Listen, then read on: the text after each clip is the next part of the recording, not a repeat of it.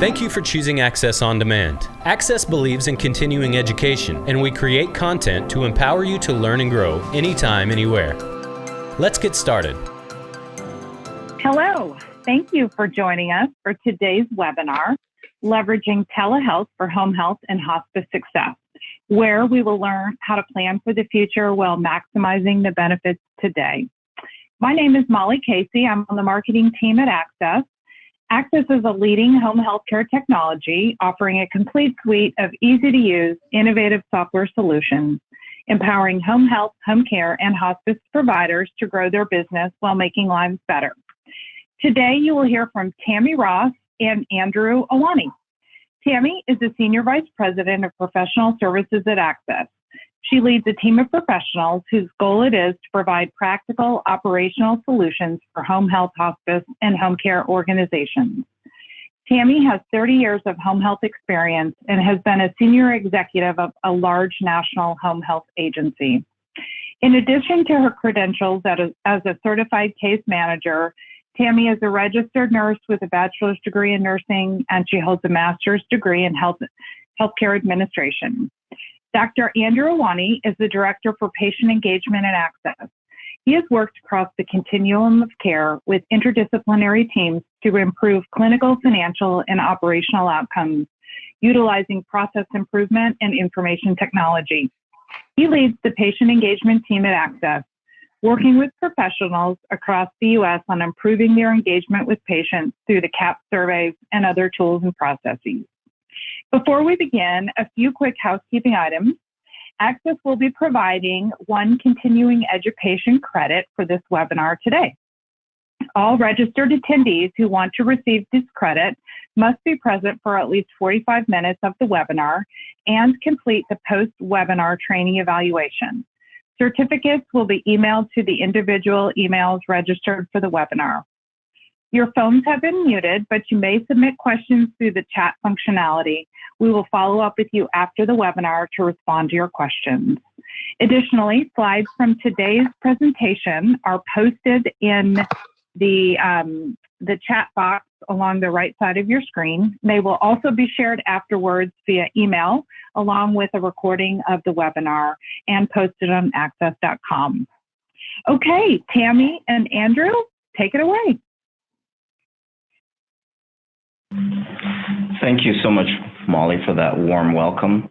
And just want to thank everyone who's joined us live at this point in time and those who will be joining us later on the on-demand webinar. Tammy and I are truly excited. Maybe ecstasy is pretty close to just talk about this topic, about how to leverage telehealth for home health and hospice success. We know that there's some benefits that can be maximized right now, and we look forward to sharing some thoughts for how to also prepare for the future. Part of why this has been so exciting is as we worked on this presentation, we realized that there's an opportunity for us to not only provide this material, and we knew that 1 hour just wouldn't be adequate, but we would also found that we have started working on another two presentations in a series on this particular topic, because we believe, like Axxess, that the future of healthcare is in the home. And I think we've clearly seen that in the last few months as a result of COVID. As we move on in the presentation, just wanted to remind everyone that everyone who's participating will receive a certificate of completion, but in order to receive continuing education hours, please do follow those instructions. And we believe that the time that you spend with us will be very well spent. We would love to get to know you better. And so because we can't physically stand in front of you, we decided that we were going to do a poll. So we'll be putting that poll up. If you would just take a few seconds to go ahead and log in to the system that you have, and if you would respond to the poll, we Appreciate those who have given responses. We'll keep it open for about 5 more seconds. And we'll be closing the poll. And we'd love to also share the results with you. So the question was, do you have telehealth integrated into your electronic health record? We have close to 30% of those who responded to the poll have said yes. Closer to 60 have said no, and 14% are unsure. That's perfectly fine. Our goal really is, regardless of whether you have it integrated into your electronic health record or not, we believe that there are clearly opportunities that you can leverage immediately, and that's part of why we decided to do this particular webinar. In terms of objectives, I know you have those in front of you as well. Our goal really is just to touch on some of the key legislative changes. We could have a whole webinar just on that, and there have been several. A lot of excellent resources out there as well. We did want to, however, spend some more time really speaking to the tools and processes that can ultimately increase your top line revenue, decrease your expenses, and the ultimate prize, really boosting patient outcomes. Teletouch visits are the term that we like to use for really speaking on how to truly integrate technology into the management and evaluation of patient care plans. And definitely stay tuned. We'll be doing several more regarding this topic. And then just taking a quick peek into the future trends around telehealth and where to go or where it's going. Obviously, starting with definitions is helpful. We're not claiming to be the dictionary. However, we wanted to at least provide some definitions to help give you a sense for how we were approaching this particular topic. So when we think of telehealth, it truly is the umbrella term that captures anything that has to do with office visits, psychotherapy, consultations, and obviously in some cases, treatments and certain other health or medical services that are provided by an eligible provider to a patient that isn't physically located in close proximity, using some sort of interactive two-way telecommunication system, often real-time audio and video. It can be a number of other technologies. In the case of telemedicine, it really boils down to being extremely similar, but it's really the medical provider that's working with their patients using some form of electronic communication. Remote patient monitoring is actually a very narrow aspect of telehealth, and it's really focused on the capture of physiological data, such as blood pressure, glucose readings, et cetera, and that is digitally stored and then transmitted by the patient or caregiver to the home health agency or to their provider. And this is where we can pause and talk real briefly about synchronous and asynchronous. Synchronous technology is when you're able to interact in real time with someone. That would be what would happen with a two-way communication with audio-visual. Asynchronous means that it's not happening at the same time, where you have what's called store and forward. And so if you're reviewing the values of a particular patient over the previous 24 hours, that's asynchronous because that data has been captured over the previous 24 hours. That's been relayed to you, and then you're able to review that information. When we talk about telecommunications technology, which is a term that CMS often uses, it's truly a range, and it goes all the way from remote patient monitoring and two-way audio-visual technology to mobile apps and any way in which technology can be used to enhance that communication. So it goes without saying, that's probably why we're all here, because we want to hear about the use of telehealth. Just to throw out some numbers over the next few slides, we know that in the general U.S. population, there's been a sharp increase from about 11 to 46% of the use of telehealth. With Medicare beneficiaries, That number captured somewhere in the middle of March at the beginning of March to the middle of April. There was a jump from about 11,000 telehealth visits to 1.3 million in roughly 6 weeks. We know because we've talked about the fact that you need to have a provider and you need to have a patient in order to truly have a telehealth visit. We know that providers are important. So telehealth has to be viewed favorably by providers, and that's increased to about 57% of providers, and a little bit more than 60% who've actually said they're comfortable utilizing the telehealth technology in delivering care. When we go and look back at all the work that CMS has done, especially in the interim final rule, they've launched over 80 new types of telehealth services, partly in response to the public health emergency, and obviously as a means of ensuring that patients can be seen wherever they're at. A number of private companies, Teladoc being probably one of the most popular ones, saw a jump to about 2 million visits just in their first quarter, which was a 77% increase year over year. We know that CMS, in that bid for Hospital Without Walls, has essentially brought to fruition what we've always realized, that everyone ultimately wants to receive care in the home. And so when we talk about some of the legislative changes and other regulatory changes, we'll be touching on that. The McKinsey consulting firm has postulated, by looking at claims data, that at least $250 billion of current U.S. healthcare spending could potentially be virtualized. And the majority of that really truly is moving into our domain, which is care in the home.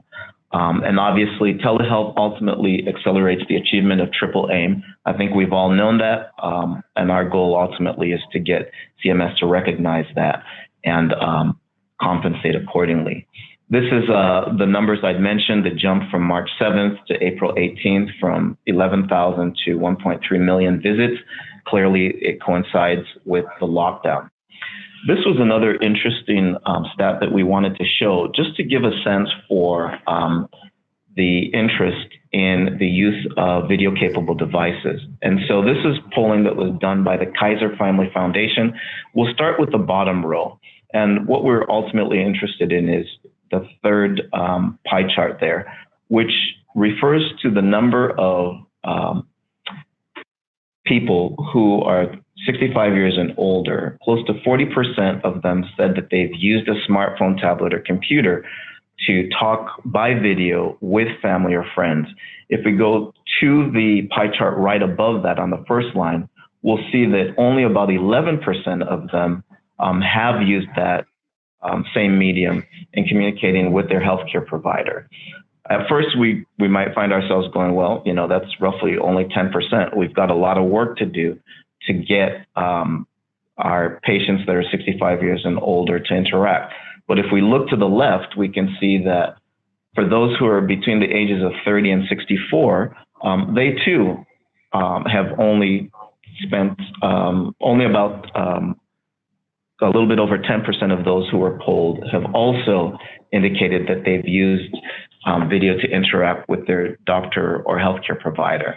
So what that tells us is we know that there's been a surge, but there's still a lot of potential and capacity to use telehealth, video, and all its other forms in really interacting with our patients.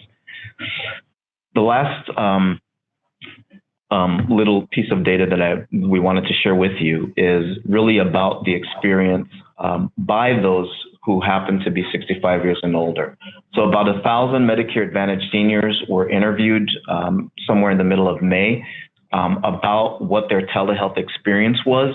And we see that essentially about 91% of those who at least were surveyed clearly expressed an interest.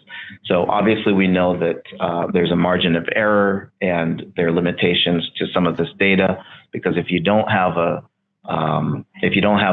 access to the internet or a device, you wouldn't be surveyed.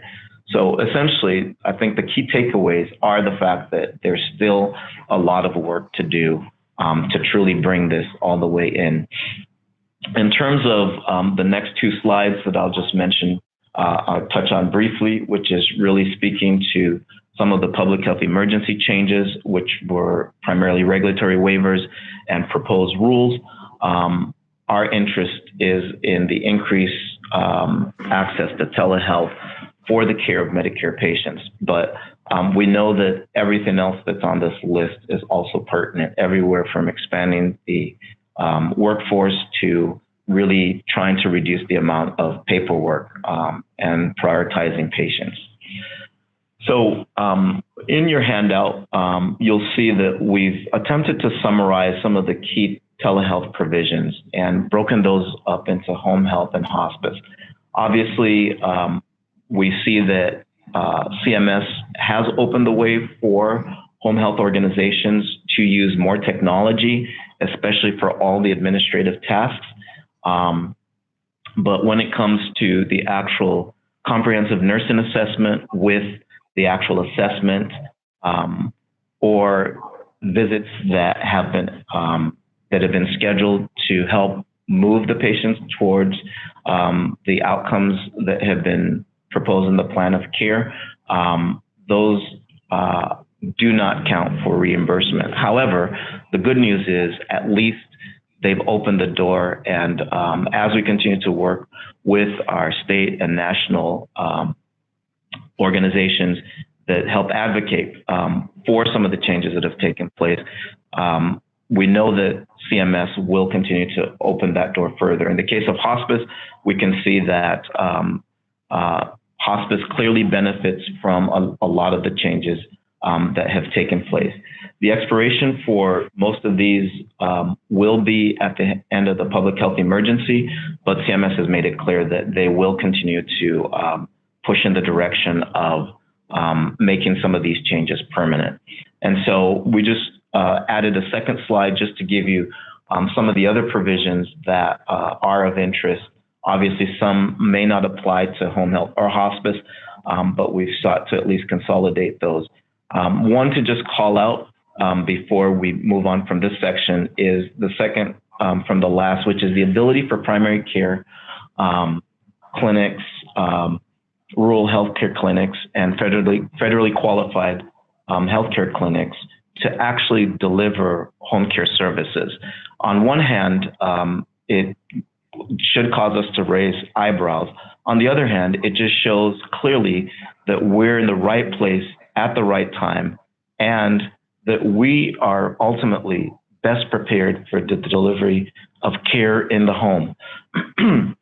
We know that CMS, with all these changes, has essentially ensured that patients should be able to receive care wherever they are, especially in the home, and we're the right people to ensure that that continues to happen. So encourage you to continue to participate in all advocacy efforts. At this point in time, I'll hand it over to Tammy. All right, thank you. Oh, it looks like we're going to start with a poll, Dr. Andrew. Do you mind running that poll for us? I would love to do so, even though I think people are ready to hear your voice. Thank you. Well, let's see what the poll question is. So are visits billable in home health? Yes or no or unsure? We'll leave that open for a few seconds here and give you a chance to select one of those.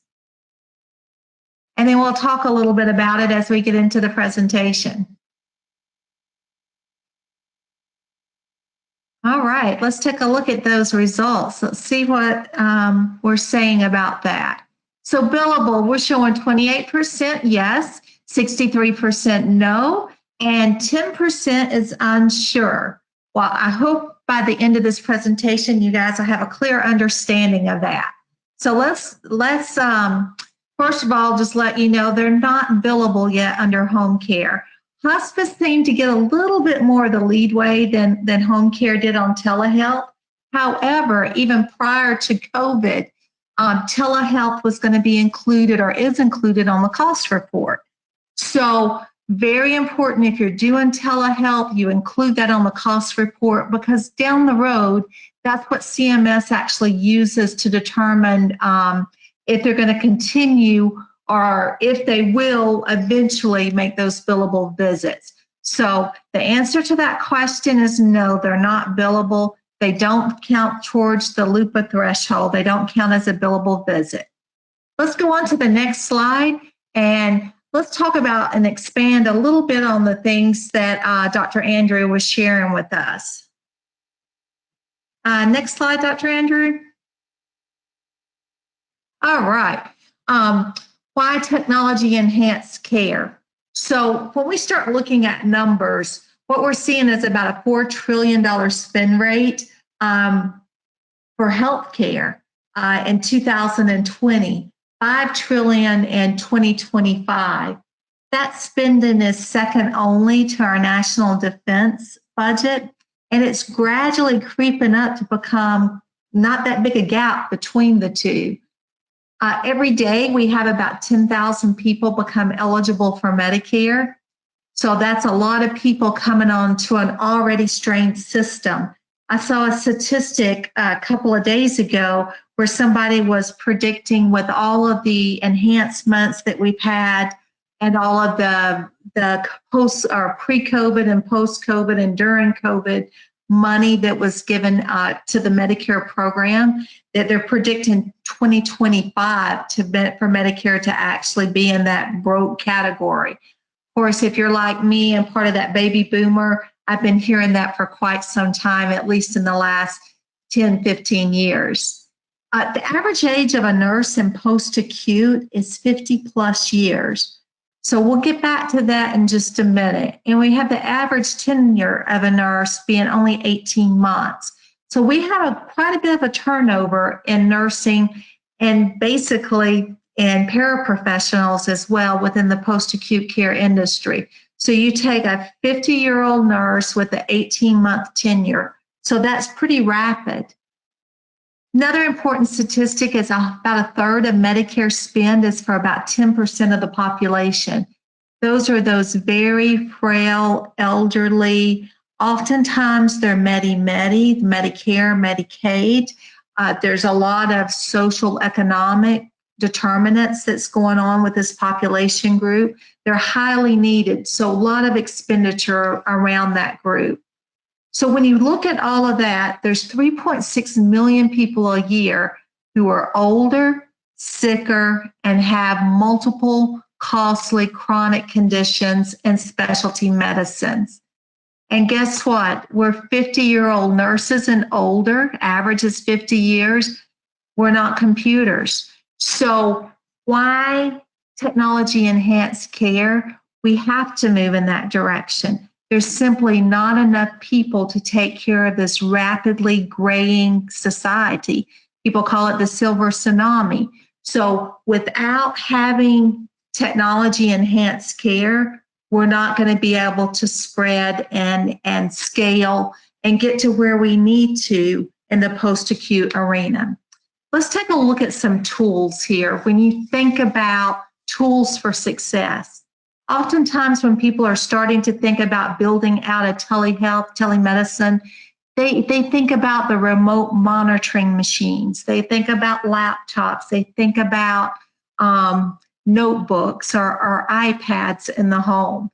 And I have to clarify notebooks. I'll tell you a little funny story quickly on my granddaughter.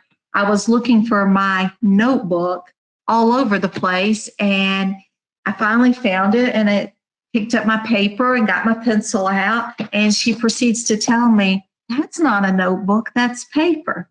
So it's amazing how technology has even changed our terminology. You know, what we think of when we think of things like notebook has changed. So keep that in mind when you think of what you think of for remote monitoring. Those clunky machines that we had 10 years ago are a thing of the past. We can do so much with our smartphones now. There's all kinds of apps and devices on smartphones. There's also some other tools that sometimes we neglect to think about. And we'll go to the next slide, we'll look at that one.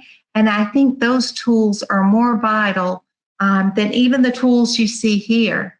It's the people that build the program. So technology without a strong staff behind the program is just that. It's just equipment. It's just technology. You have to have your foundation of your team. So we're looking, when you look at that and you're looking at building a program, a lot of people have telehealth teams. These are specialized clinicians that know how to interact with people over the phone or over the web. It's very different to talk to people that you're not seeing in person. It's hard sometimes to call out information from someone over the phone. There's a different way you have to speak with people over the phone, especially if they're older, if they're frail, if maybe they're having issues with the technology. There's certainly patients involved with that. Some people look at case managers, and they have case managers handle both remote monitoring as well as a team of patients. And that's a good method as well, because what that does is it keeps your skills really fresh. You're doing hands-on assessment and a remote assessment as well. Rehab teams. We had a little thing happen in home care that probably a lot of you were still getting your feet underneath. You call PDGM the 1st of January of this year. So with PDGM, rehab was reimbursed very differently than it is under PPS. That caused people to make some changes to how they handle rehab, PTs, OTs, and STs. A lot of organizations went to remote programs for their home exercise programs. They could have a physical therapist manage many more cases remotely and still get the same outcomes for the patients than having them go on site. Thereby, they kept it very cost effective and still got the outcomes that they needed to get for these patients under the new reimbursement model. When we look at people, it's very important to consider administration and leadership. Leadership has to buy into telemonitoring or virtual visits, telehealth programs. They have to understand the value, not only to the bottom line, but also to outcomes. So having that buy-in from your governing body is going to be extremely important. Also for your administrative staff that may take phone calls from incoming patients, they need to be a part and understand the goal of the telemonitoring program. And then lastly, patients and caregivers. I love the slide that Dr. Andrew showed about the satisfaction rate among telehealth. Well, things are changing. 10 years ago, I bet you wouldn't have had that kind of satisfaction rate among people 65 and older. But what's happening as we're graying and the silver tsunami wave is coming, you're having people that grew up with technology, that's more familiar with technology as we age.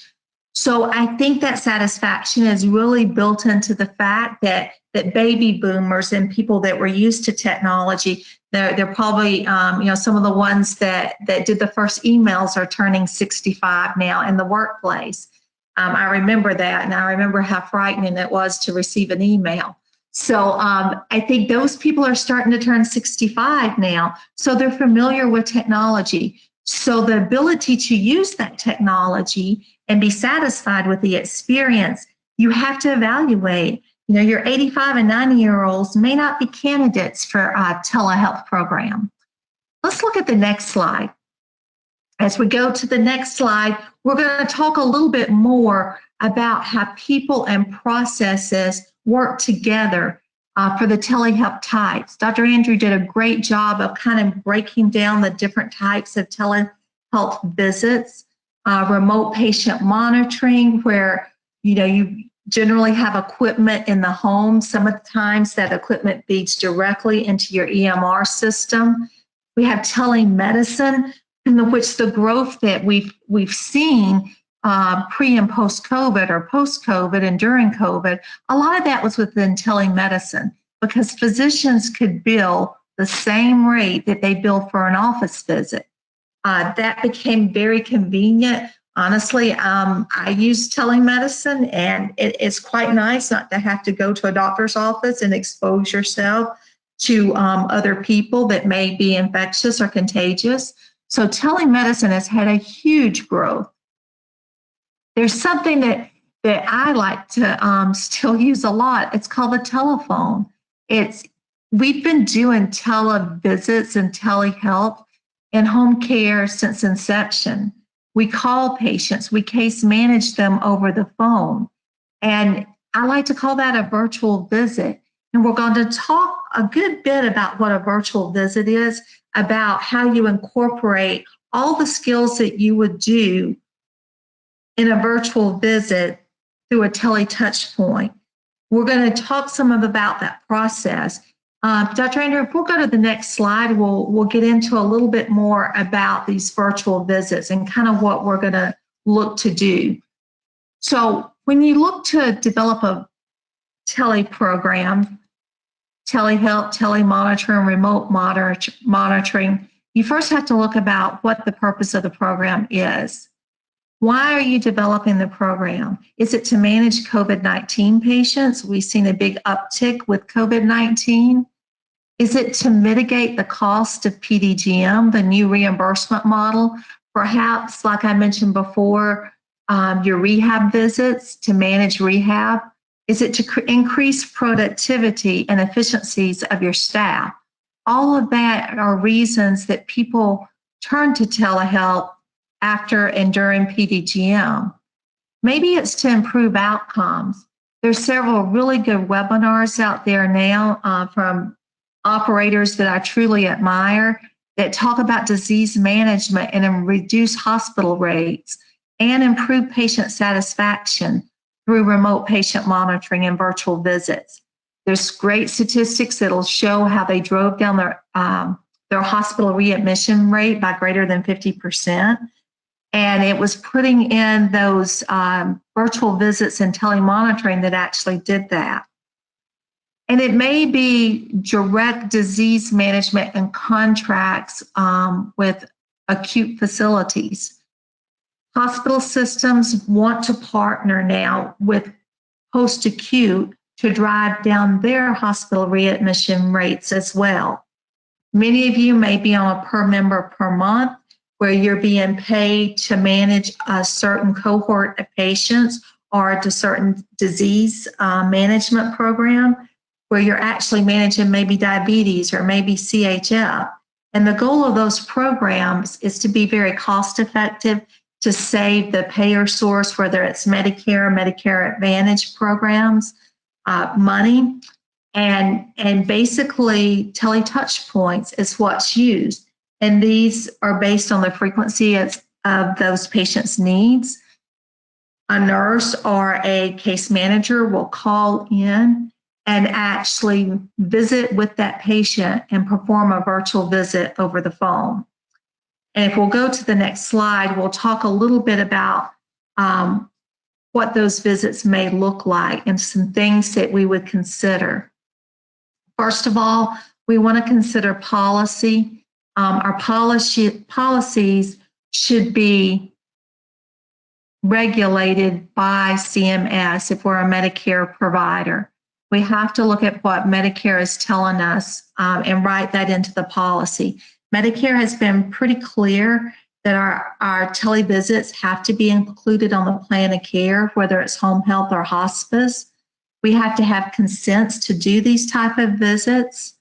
And we have to make sure we keep up with the changes. We're in a pandemic now, and just like Dr. Andrew indicated on his slide, that was such an informative slide and a great way of presenting a lot of information easily, that this is all subject to end post-pandemic unless there's other legislative changes that occur. So we have to keep up with that.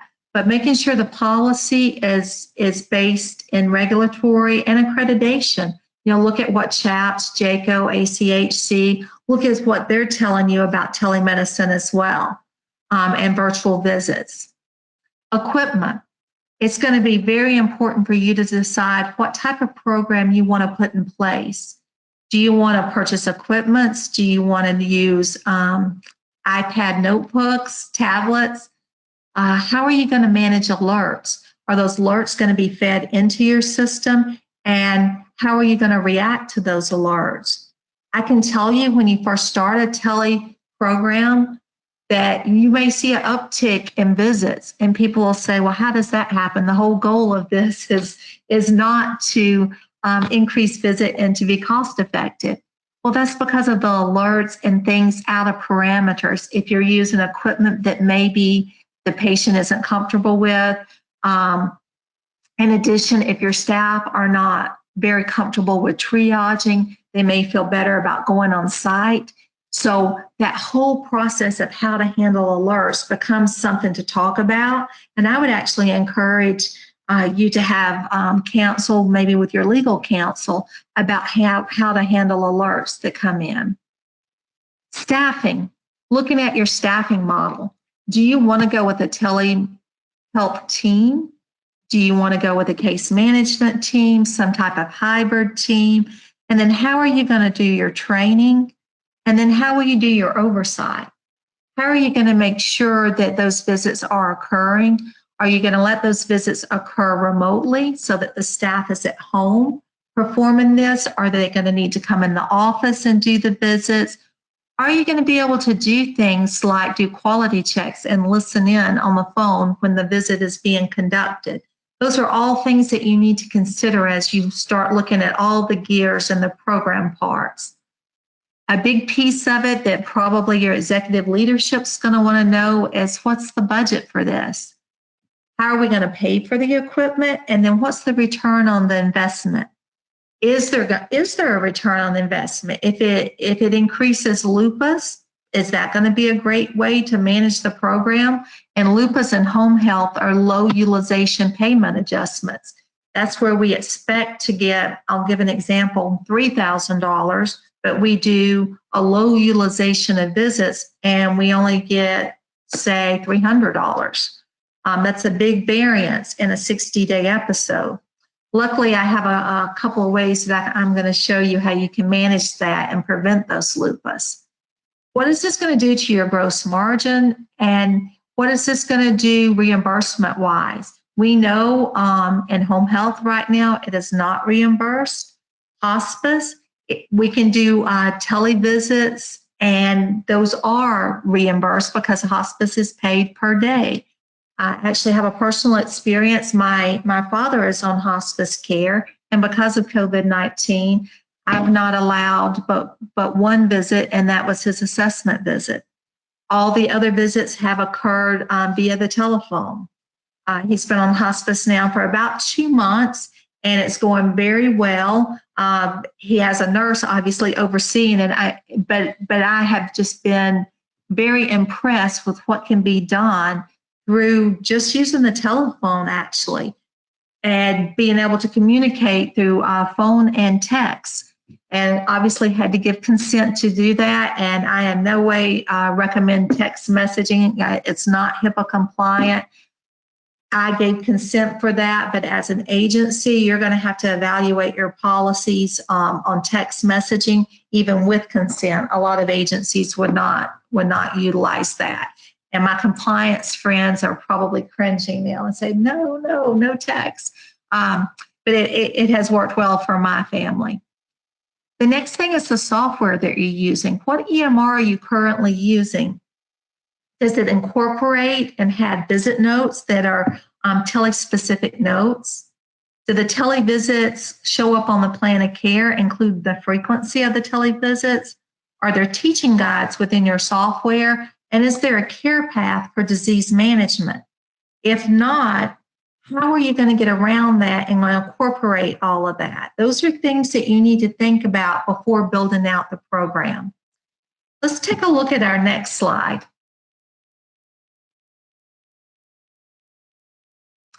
We have a poll question, Dr. Andrew. Would you like to read this one for us? Sure. We are polling your organization or are telehealth visits billable in home health? Oh, sorry, wrong poll. No problem. Let's go to, is your organization using telehealth? So let's take a few minutes and tell us if your organization is using telehealth, telemedicine in partnership with physicians. I live in San Antonio, Texas, and Medicaid actually reimburses quite nicely for telemedicine. So I know a lot of organizations have partnered with physicians for a telemedicine program.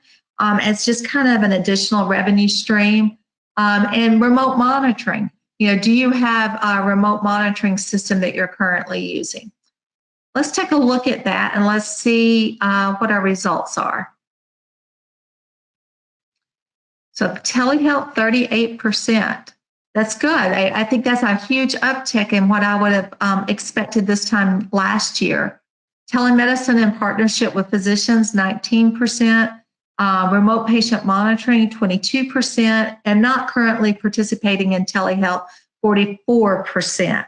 And I would say, I bet you some of you, 44%, you actually are doing more than you give yourself credit for by all those calls that you're making to patients. That is a form of virtual visits, and therefore it's a form of telehealth. Let's look at the next slide. Thank you for responding to the poll.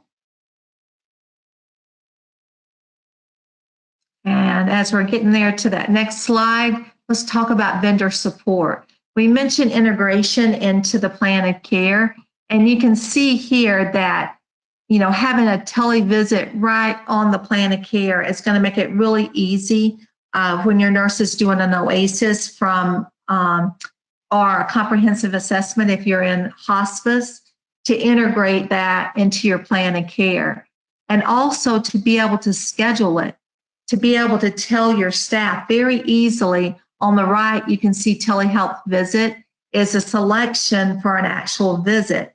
That's going to make it very easy for your staff to say, okay, I've got 3 site visits and I have maybe 6 televisits today or 4 televisits today.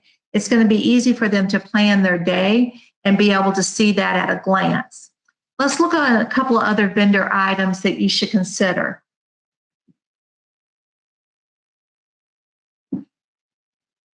And as we're doing that, just to clarify, just because you're making a phone call, that doesn't necessarily have to be on the plan of care. You don't have to count that as a televisit. But I just want you to think of in the terms of, if you're making that call, you're making it for a purpose, and we want that encounter to count.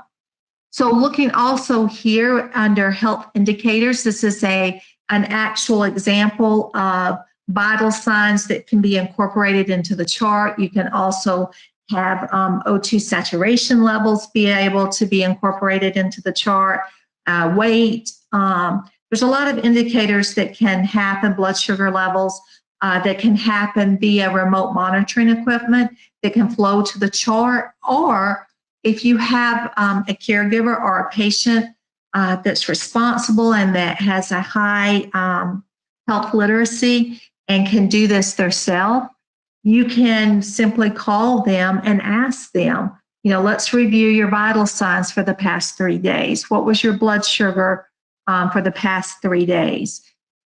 Old-fashioned flow sheets work. So there's different ways to go about getting that information. And then the actual visit itself, if we'll look to the right of the screen, you see the actual virtual visit. This particular visit takes the person down a care path and is performing teaching. So the goal of this visit was to perform a teaching visit for this patient. COVID is a great example of when you might want to do virtual visits. You can do a lot of infection control training surrounding COVID using this virtual visit type. Let's go to that next slide.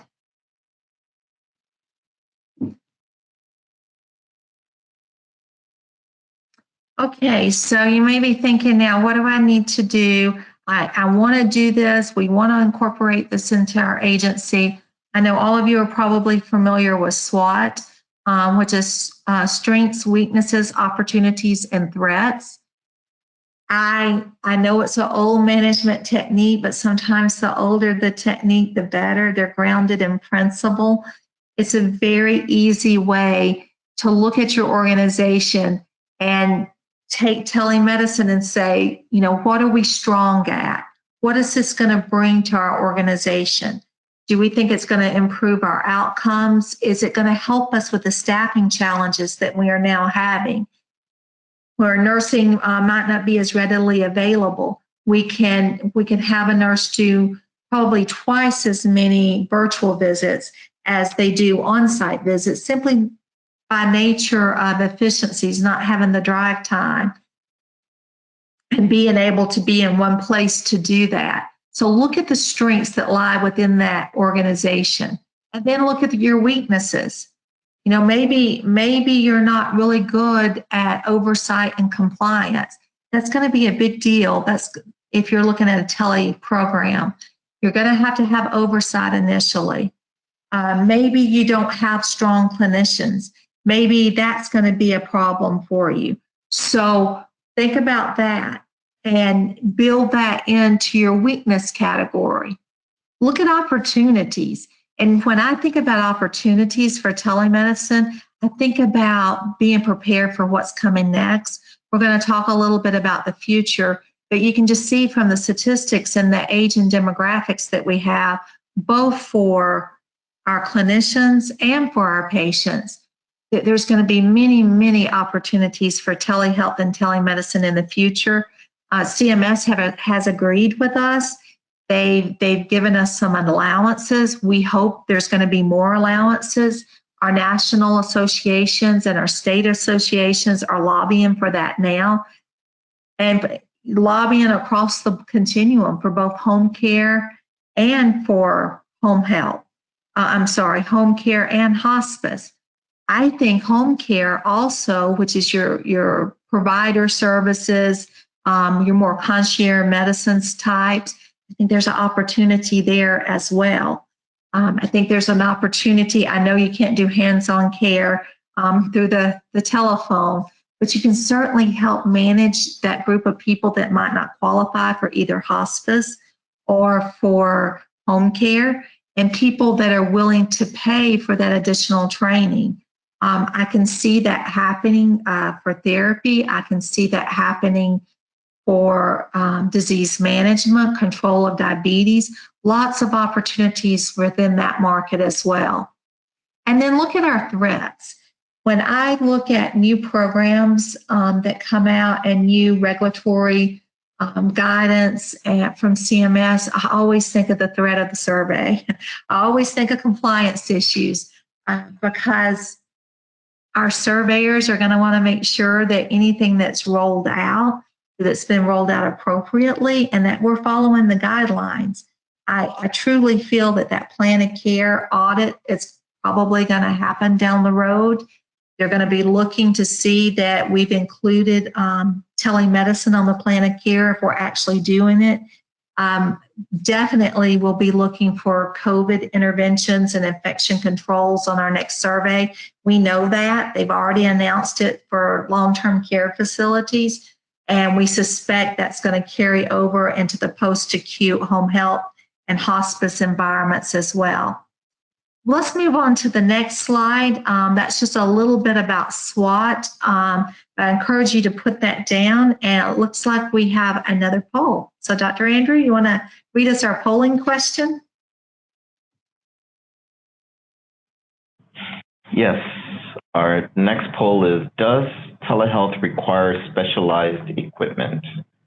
Does telehealth require specialized equipment? And we've opened that poll. Awesome. Let's just give you a few seconds there. That's a quick one.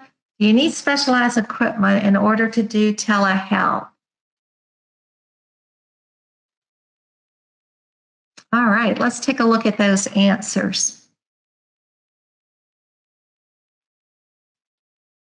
36% say yes, 59% say no, and 5% say unsure. Let's talk a little bit about that as we move to our next slide. You don't need specialized equipment because, again, you can use the old-fashioned telephone. When I think of tele, I think of telephone, those tele touch points. We like to call them virtual visits, and I think we have a slide that kind of represents that virtual visit. You can see here that we have a caregiver in the home, and we have a caregiver that's kind of off to the side and is not in the home. When you're doing any type of virtual visit, whether it's by the telephone or whether you're using some type of other communication method, maybe an iPad, notebook, it's going to be very important that your patient feels like you're right beside them, that you're actually in that home, you're actively listening to them, and that there's a purpose to that encounter. You're going to need to know what that purpose is before you make that tele-touch point. What is the purpose? What am I hoping to do? Is my goal to do an assessment visit while I'm basically reviewing key healthcare indicators to make sure we haven't had an exacerbation? Or is my purpose to teach a disease management process, such as diabetes? Maybe I'm teaching about hyperglycemia today, and that's my purpose. But that patient needs to know what that is. They need to know the purpose of that visit. They should know the average length of that visit. They should also be asked prior to starting that visit, is now a good time for them? Can you hear me okay? If you're doing two-way, can you see me okay? Should I call back at a better time? Would you like to go into a room for privacy? Anything that you would do during a visit, an on-site visit, should also be done during a virtual visit. The other thing is letting them know the time that you're going to call them next. Just like we do in home health for on-site visits, we let those patients know when they're going to be seen next. We need to let them know when that next phone call is. So if we'll take a look at the next slide, we're going to talk about some things that you may do on those teletouch virtual visits. We already talked about reviewing vital signs, whether that's through a remote monitoring system. If it's through that, you should have reviewed those prior to the phone call so you can address anything that might be outside of parameters with the patient. If their blood sugar is elevated, if their O2 sats are dropping, that's going to give you a real good insight into what's going on with them. Maybe they're in pain today, and that's why their blood pressure is up. We're also going to, with the vital signs, incorporate those into the chart. Very important that we, once we review those, that we have a way of incorporating them in. If it doesn't flow into your EMR system, you can document that in a communication note. You can document that on your virtual visit note if you're lucky enough to have a system that has an actual telemedicine, televisit, virtual visit note. Disease management. Are you going to be performing disease management?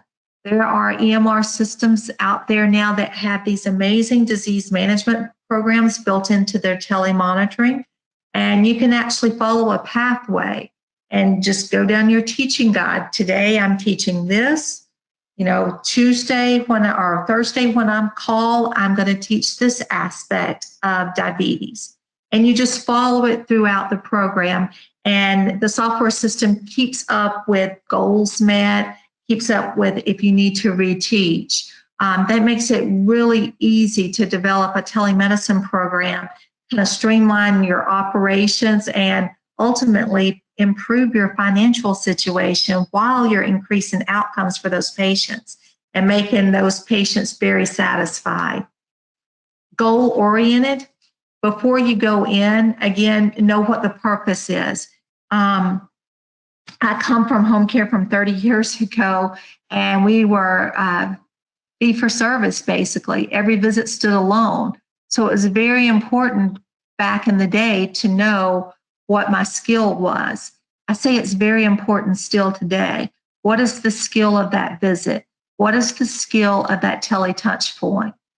We talked about the healthcare indicators. Another thing you may want to consider is video assessments. You can do amazing things with videos now, and being able to assess the patient using that video. You can look at the color of their skin. You can see wounds. You can see if their feet are swollen.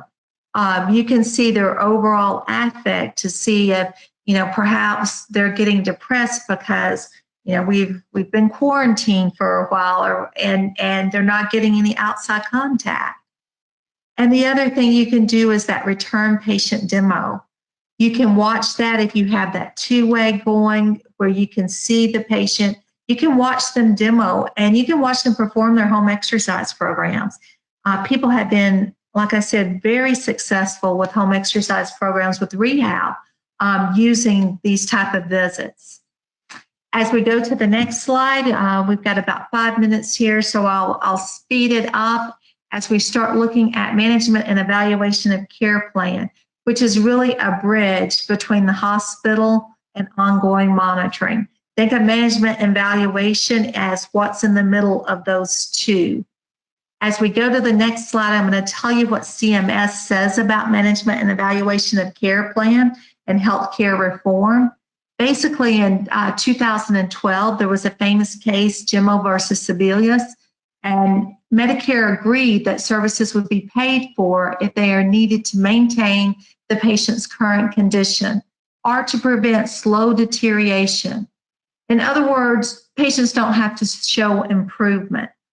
It was an undisclosed amount, but I'm sure it was millions and millions of dollars that was settled out of court because a group of individuals felt discriminated against because they had disease processes that could not show improvement.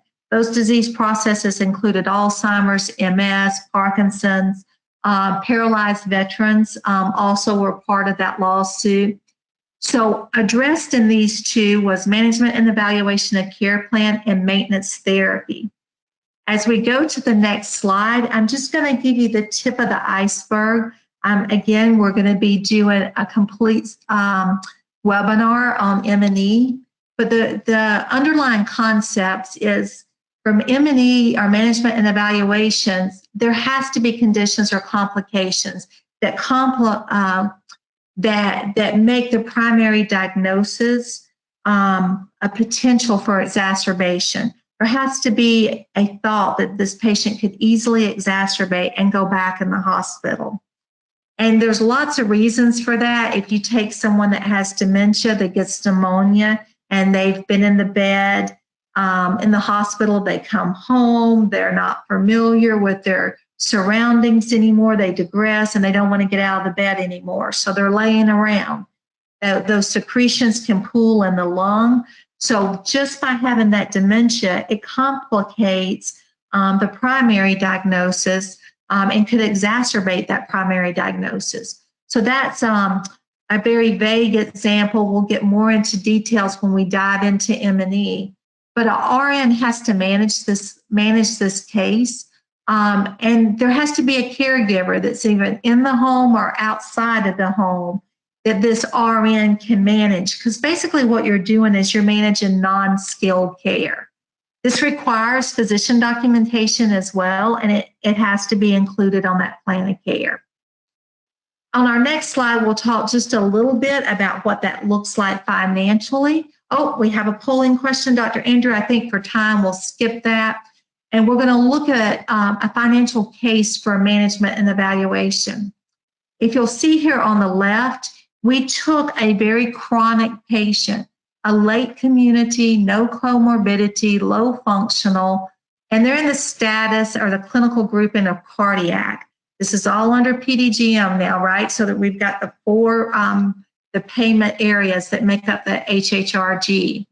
So this is one of the lowest reimbursed areas, probably next to surgical, that there is.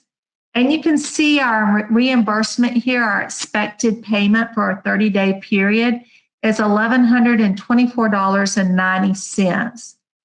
If you look on the right side, you'll see how using televisits or tele-touch points or virtual visits incorporated with the use of a home health aide and a skilled nursing visit every other week. How we can manage that patient's case pretty effectively, have a lot of touch points for that patient, and still make a profit of $301, which is about a 27% gross margin. That's pretty good in the PDGM world. Actually, that's pretty phenomenal in the PDGM world. We would have been happy with those kind of gross margins back in the PPS world, where most people are only getting, 15% gross margins. So this is excellent gross margins. Let's go to the next slide. And we're going to be talking a lot more about the financial case when we actually do our webinar on management and evaluation. So if you look forward to those emails coming out from Axxess to talk about M&E. And Dr. Andrew, mine is, there we go, Telehealth Now and Beyond. So again, Dr. Andrew mentioned this, pre-COVID, we had about 11,000 Medicare encounters. Post-COVID, that was weekly, 650,000. A lot of that, again, was physicians, but there's a good bit of that was home care and hospice as well. There was no telehealth for home health and hospice for face-to-face. Now we have it. Post-COVID, 36 states are now requiring insurance to reimburse us. And 64% of our agencies are starting to use some form of telehealth. I think that's huge if you look across all of our home care and hospice agencies. So in the future, about a 7 times increase demand for telehealth. That's what's expected. We hope for expansion of the waiver, and we also hope for expansion of technology. And as we look at our last slide here about technology, you have to look at how it plays and all the considerations for providers, for the community, for medical practitioners, for payers, for pharmacies, for patient and family, because all of this ties into our post-acute telehealth. Medications can be drop shipped using telehealth now. It's very easily. The medical community is using telehealth. There's a platform that actually has an integration with IDG where the physicians can call in as well as the nurses, the therapists, and they can all do IDG together and never be in the same room. That works really great in a pandemic for sure. The community, our community is invested in this because nobody wants the spread of COVID in their community. So telehealth has a tie-in there. So future considerations, it's going to impact every aspect of the post-acute arena. And with that, Dr. Andrew, I'm going to give it to you to summarize really quickly as I went a little over, and I apologize for that. Yeah, we all apologize but it was so good. Thank you so much, Tammy. I think in summary, just to pull all the threads together, we know that there are clearly opportunities currently around the use of telehealth, as so definitely outlined by Tammy, and just sharing how with evaluation and management, we can begin to do that. I think the other piece just to walk away with is, in summary, if we were waiting for the alignment of stars, they've already started aligning. Legislatively, there's already technology in terms of being able to augment staff. There's solutions out there that allow you to bring staff in. And so we know that telehealth, like Tammy mentioned, is ahead and can only continue to increase. So we look forward to spending some more time with you later. We want to thank you all again for having spent time with us.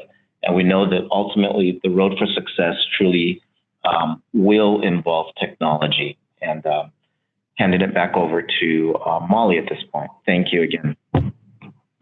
Okay, thank you, Tammy and Andrew, for sharing your expertise and your wisdom with us today. There were a few people who submitted some questions, and we will follow up with you to get answers back to you after the webinar. Don't forget, we will email everyone a link to the slides as well as a recording of the webinar if you'd like to share it with anyone on your team. It will also be posted within the next day or so on Axxess.com in the video section. And just one quick reminder, you'll receive a post-webinar training evaluation today. You will need to complete that in order to get your continuing education unit certificate. Thank you all for joining us today as we deliver on our mission to empower healthcare organizations and professionals with the world's best technology solutions. Thanks so much. Have a wonderful afternoon. Thank you for joining our on-demand training today. Axxess is the only home healthcare technology company approved by the American Nurses Credentialing Center to offer continuing education credits and the most recommended home health software on Software Advice. You can watch more on-demand training videos through our industry-leading help center or at Axxess.com, where you'll find tutorials, blogs, white papers, and answers to frequently asked questions. Axxess, empowering care anytime, anywhere.